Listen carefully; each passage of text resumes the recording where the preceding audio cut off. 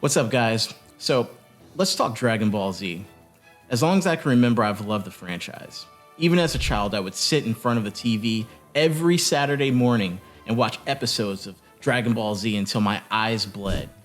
And yes, I also tried firing kamehameha waves until my arms started hurting. So like many of you guys, I've yearned for a Dragon Ball game that could make me feel a lot more like Goku and his friends. A game that would draw out my inner Saiyan. And though several Dragon Ball games have been released over the years, like Dragon Ball Xenoverse and Burst Limit, none have given me that total satisfaction I have looked for until release of Dragon Ball Z Kakarot. This game is an open-world, third-person action-adventure Dragon Ball game that follows the story of the entire Dragon Ball Z saga, as well as Dragon Ball Super and movies. At least a little bit of it. It was first released in January 2020, but has now gotten a next-gen upgrade, which was released on the 13th of this month for the PS5. Unfortunately, the Xbox Series X remaster has been delayed till further notice. Huge bummer, I know. Dragon Ball Z Kakarot has had a decent critical reception, scoring 73% on Metacritic and 7 out of 10 on IGN and GameSpot. Some gamers still feel Kakarot is boring and overhyped, and while they might have some sort of a point, I feel like those gamers may need to be thrown into the dead zone. Having played 30 hours of the game and its DLCs already, here's my review of Dragon Ball Z Kakarot.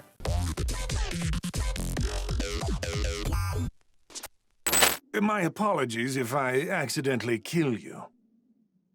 Don't worry. I'm not going down so easy this time. Alright, first up is the story and narrative. Dragon Ball Z Kakarot is a faithful adaptation of Dragon Ball Z's storyline. So anyone who has watched Dragon Ball Z would know what the game's story is about. And if you haven't watched Dragon Ball Z or Dragon Ball Super yet, honestly, what are you doing with your life? Seriously, go watch Dragon Ball, then go watch Dragon Ball Z, then watch Dragon Ball Super. Or you can save yourself some time and simply play this game. So the game begins with the Saiyan saga and advances through to the Buu saga, just like in the anime. The DLCs, on the other hand, consist of a rendition of the Resurrection F storyline and Battle of the Gods storyline from the Dragon Ball Super stories. The DLC also has an original story set in the future Trunks timeline called Trunks, the Warrior of Hope.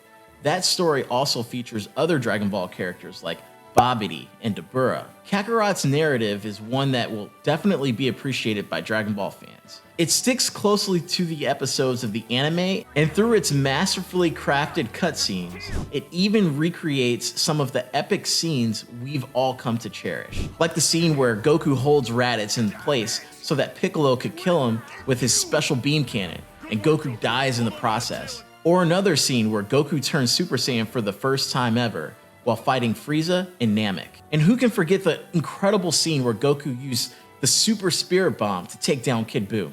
I know what you're thinking.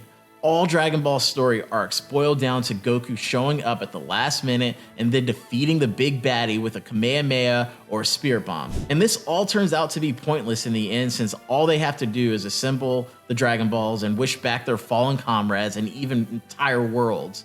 Also, the game doesn't do anything special beyond rehashing the same lazy, over-cliched story. I get it, I truly understand. And I'll talk about that a little bit later. So while that all may be true, it's not a deal breaker for me. All I, and I'm sure other Dragon Ball fans, really care about is the Dragon Ball Z storyline is reproduced faithfully, competently, and in an exciting way. Besides, we're all painfully aware of what happens when the Dragon Ball story is twisted and changed just for kicks. Remember that god-awful Dragon Ball Evolution movie? Yeah, I don't remember that either, if you know what I'm saying. The game does its story and narrative by the books, following each arc closely and in chronological order.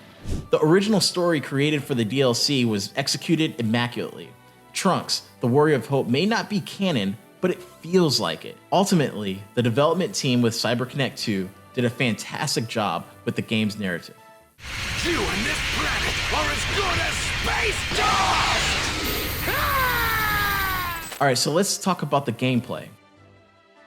Dragon Ball Z Kakarot plays like a standard RPG. You fly around the world and interact with characters, NPCs, etc. You can partake in activities like fishing, eating, collecting Z orbs, training, playing baseball, flying hover cars, and other mind-numbing side quests. The story missions are where the real action of the game is. As I mentioned earlier, you progress through the stories in the anime through beautifully crafted cutscenes, long dialogue sequences, and most importantly, mind-blowing boss fights. Seriously, I can't emphasize enough how incredible the game's combat is, but more on that later. The game allows you to play as a wide range of Z warriors too, from the anime and manga series, including Goku, Gohan, Krillin, Piccolo, Vegeta, Future Trunks. The list goes on.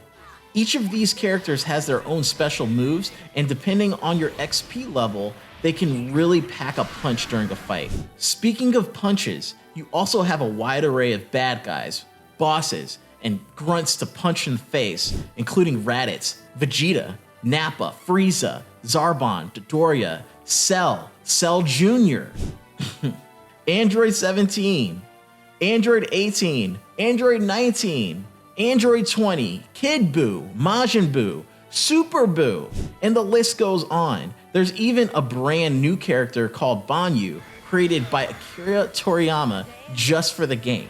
Notice how Vegeta's name appears on both villain and protagonist lists. That has to be some kind of achievement. I'm just saying. I tried, okay. Moving on. Kakarot also has some collectibles during the game, like memorabilia, Z-orbs, D-medals, and you guessed it, Dragon Balls, of course. Personally, I have mixed feelings about the gameplay. The side missions and activities can often feel easy and repetitive. I fought the same generic Frieza goon or Red Ribbon robot dozens of times during my playthrough. Also, gathering materials and ingredients for Chi-Chi was sort of fun to do the first time, but you have to be a die-hard fan to keep doing it over and over again, you know? That's the thing about the game. It's a game I think most Dragon Ball fans would really appreciate, but newcomers to the series might find some parts of it a bit hard to swallow. And don't get me wrong, the game does also have a couple of thoughtful side quests, like the story where Gohan supposedly tracks down the ghost of Yamcha, or the quest where you explore how Krillin and Android 18 started dating. In my opinion, these kind of side quests really made the game more enjoyable, and I wish there were even more. By the way, Krillin landing a hottie like Android 18 just goes to prove once again that bald guys, right, are the dominant male class. But let's be honest, most of the side quests in the game are merely for building up enough XP level. Their intended purpose is to get you strong enough to take on the bosses in the story mission. The story missions and the boss fights that come with them are the real meat of the game.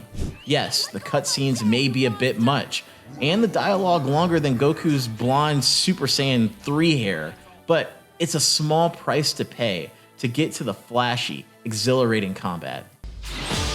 You will suffer! Saiyan! Frieza! Which leads me to combat. Yes, combat is probably my favorite part of Dragon Ball Z Kakarot. It's fast, bombastic, mountain-shattering, and best of all, it's easy to master. If you watched any episode from the Dragon Ball anime or picked up any Dragon Ball game, especially the Xenoverse games, then you know what to expect from the Kakarot's combat. Each playable character has their standard melee attack combos, ki blast, and special attacks like Piccolo's special beam cannon, Vegeta's Gallic gun, and Krillin's solar flare. You can equip up to 4 special or super attacks for each boss battle. Your character also has a ki gauge, which depletes with each ki blast or super attack. Your character will also be joined in most boss fights by 2 other Z warriors. While you can't control these combat companions, you can make them use their special or super attacks on the enemy during boss fights, which, when combined with your special attack, can make short work of many bosses in just a few seconds. Your companions, however, can only equip 2 special attacks during each fight, so choose wisely. As I mentioned earlier, Kakarot's combat is the high point of the game. It's fast, fluid, and immersive. It almost gives you the feeling of what it would be like to have the powers of a Super Saiyan. Getting to relive the classic boss battles from the show is also a bonus. Taking on enemies like Frieza, Cell, and Buu, watching them evolve and then Beating them gave me such a huge burst of nostalgia that I almost felt like streaming each Dragon Ball Z episode all over again. Another great part about the game's combat is that it's not overly complicated. I honestly was expecting the combat to have a lot of complexities, like the Dragon Ball fighting games, but to my surprise, it's actually kind of easy and fun when you get the hang of it. One area of the combat that can be improved on is the fact that some bosses are not really tough to beat. To make my point, each boss comes with a stun gauge, which fills up as you attack and then opens up the boss for a critical blow. But I noticed that most battles were over even before the stun gauge was filled. Therefore, an update to the health bar or abilities of the bosses may be needed. However, this is a small, minute detail that is kind of a pet peeve, but doesn't really take anything away from the game.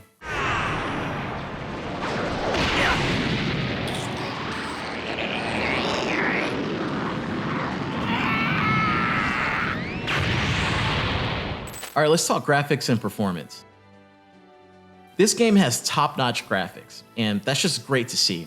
The 2020 release was already great, but the next-gen graphic update knocked it out of the park. The cities and popular places from the show like Satin City, The Lookout, and even Kami House were all meticulously recreated right down to the smallest blade of grass. Namek also looks breathtaking. It's hauntingly beautiful. Green skies and blue-colored grass just make you feel like you've been teleported to an alternate dimension on Earth. The character models of the game also look precisely like their alter egos from the anime, and the voice acting is absolutely phenomenal. However, some cutscenes are missing bits of audio, and some parts of the game are also very buggy. Players have experienced transformation glitches, missing NPCs, and so on. So, I guess you could say that Kakarot is like that hot girl who looks really cute when you check her out from afar, but when you come closer, you start to see some flaws here and there. Is that a deal breaker for me? No, not one bit. My dad finally did it! He's become a Super Saiyan! I've had enough. Now I'm mad, Frieza! Okay, next is replayability. Dragon Ball Z Kakarot has great replayability. Beyond having a myriad of side quests and other activities you can get into, it has also had 2 season passes and a steady stream of DLCs. The first season pass consists of 3 DLCs, including new battle modes, episodes, and original content like Trunks, the Warrior of Hope. The second season pass also has 3 DLCs, one of which has already been released, i.e. the Bardock, Alone Against Faith DLC. It's based on Bardock, the father of Goku movie. The developers are also very supportive of their game. They've already released a free update called Dragon Ball Card Warriors, a game that allows you to play Dragon Ball card games with other players online. Overall, it's a game that is receiving a lot of attention, and I don't see it becoming obsolete for a long time to come.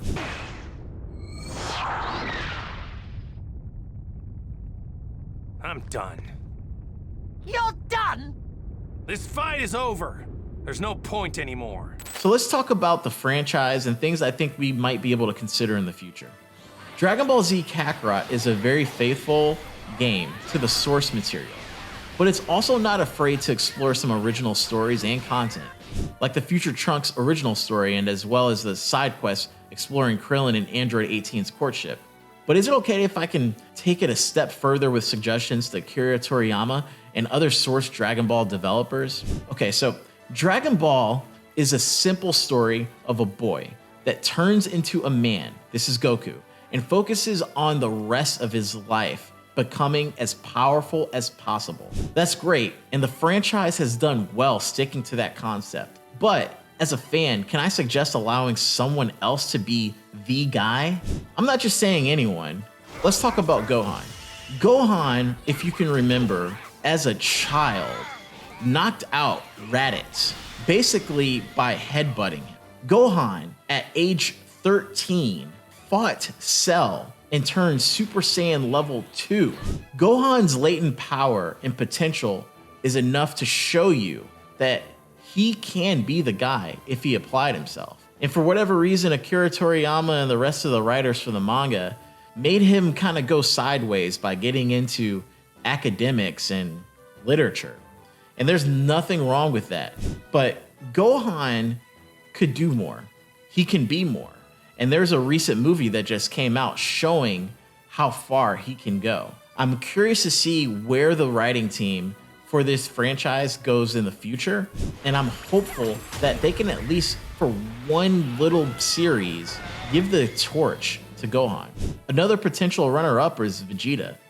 Vegeta is actually my favorite character. He's a hardworking guy that didn't necessarily rely on just pure talent to become what he became. Vegeta was never number one, always number two, and mainly the guy that Goku would measure himself on.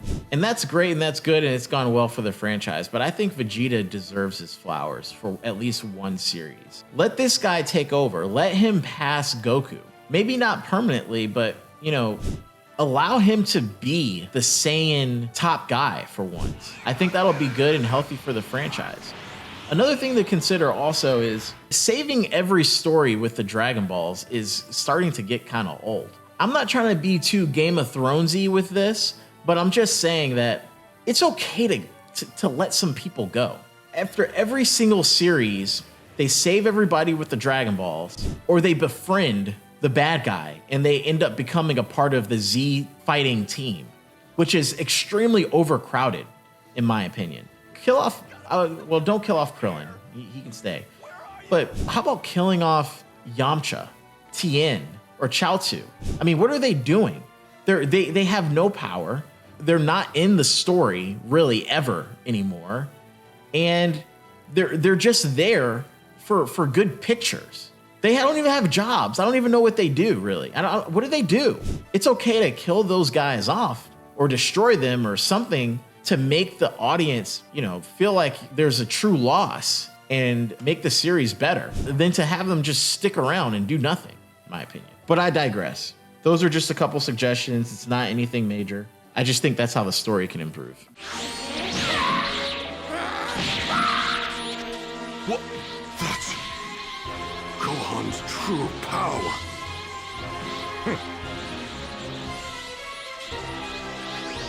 Let's talk about the verdict. Ultimately, Dragon Ball Z Kakarot is a love letter to Dragon Ball fans and gamers alike. It has most of the anime's best moments and almost all the characters in the franchise. Even though it's rough around the edges, I think we can all agree that CyberConnect 2 have done an amazing job. It doesn't bring much originality to the table, but what it does bring is a perfect recreation of story arcs and characters we all know and love. I, for one, would love to see a Dragon Ball Super DLC or a game by these guys. So 4 stars is what I think it deserves. 4 stars is what I'm gonna give it. It's the best Dragon Ball game ever made, in my opinion. Do you agree or disagree with my review? Let me know what you think in the comments. We make awesome videos like this every week, so remember to like, subscribe, and ring that notification bell for updates on new videos. Thanks again for watching, you guys. We'll catch you in the next one. What?